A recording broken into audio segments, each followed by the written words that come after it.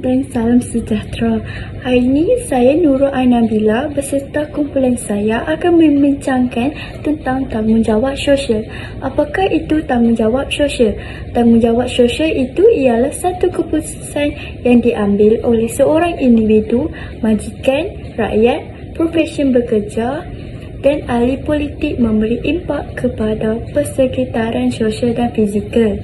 Tanggungjawab sosial adalah sebahagian daripada etika kerana individu bertanggungjawab memenuhi tugas kewarganegaraan mereka.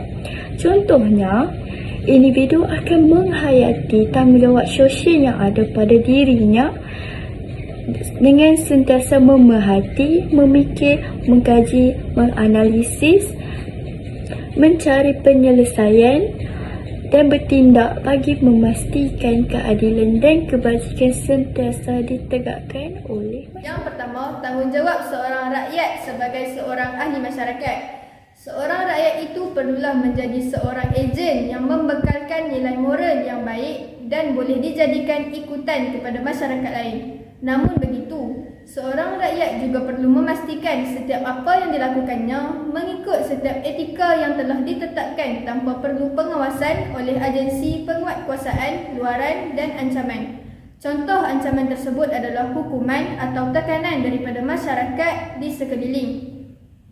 Hal ini dapat memupuk sifat tanggungjawab dan amanah terhadap individu kerana mampu mengawal setiap tindakannya dan sekaligus tidak melanggar undang-undang negara dan etika kerja yang telah ditetapkan. Sebagai contoh, seorang penceramah bebas yang sangat dikenali ramai telah menghulurkan bantuan sebanyak 10 tan keperluan asas kepada rakyat Sabah. Penceramah merujuk tidak lain tidak bukan kepada Ustaz Abid Liu yang selalu mendapat pujian baik daripada rakyat Malaysia yang bangga akan kebaikan yang dilakukannya. Sebagai seorang pekerja yang bagus dan menyenangi persekitaran pekerjaan, pekerja tersebut perlu ada 6 ciri-ciri ini di dalam dirinya.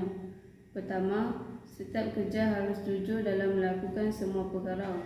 Kedua, betul terang, tidak berkata belakang dan menyimpan rahsia buruk seseorang. Yang ketiga, setiap pekerja harus mempunyai kecekapan dalam mengendalikan semua perkara terutamanya emosi.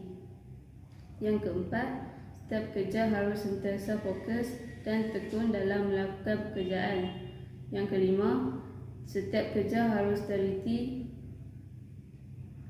supaya mendapat kepercayaan orang lain terutamanya oleh majikannya sendiri.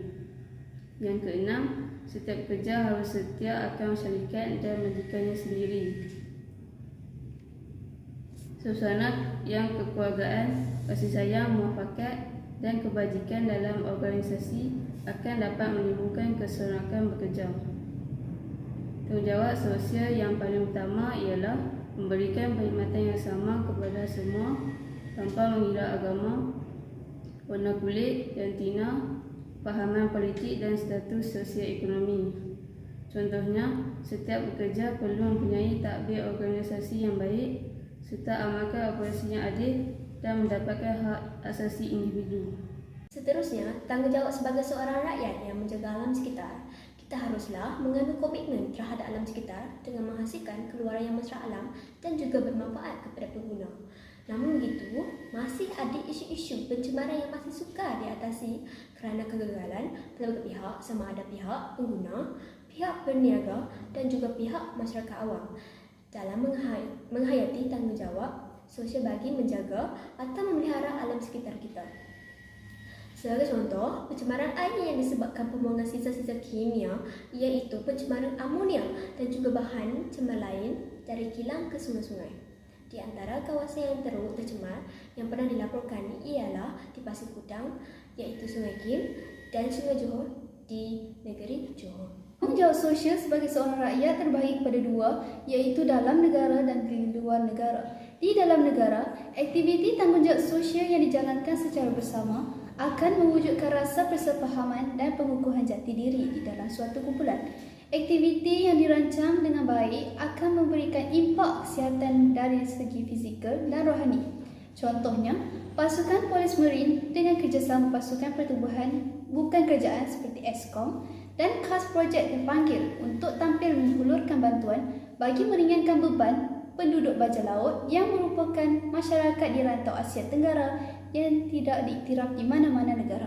Seterusnya, tanggungjawab sosial di luar negara. Tanggungjawab sosial yang perlu dijalankan termasuklah menitik beratkan kesihatan masyarakat, keselamatan, pendidikan, pekerjaan, alam sekitar serta pembangunan ekonomi dan masyarakat. Contoh program-program yang telah dianjurkan untuk membantu masyarakat luar negara iaitu yang pertama, program korban di Kemboja. Yang kedua, program korban di Palestin. Yang ketiga, membantu rakyat Palestin. Yang keempat, membantu negara yang ditimpa musibah bencana alam. Yang kelima, misi kemanusiaan ke negara yang dilanda krisis peperangan.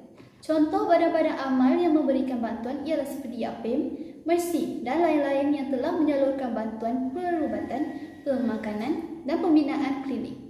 Kesimpulannya, manusia tidak boleh hidup tanpa bantuan daripada manusia lain sesuai dengan kedudukannya sebagai makhluk sosial. Oleh yang demikian, manusia di sini merupakan anggota masyarakat yang tentunya mempunyai tanggungjawab seperti melangsungkan kehidupannya dalam kumpulan masyarakat tersebut. Wajarlah apabila segala tingkah laku dan perbuatannya harus dipertanggungjawabkan kepada masyarakat.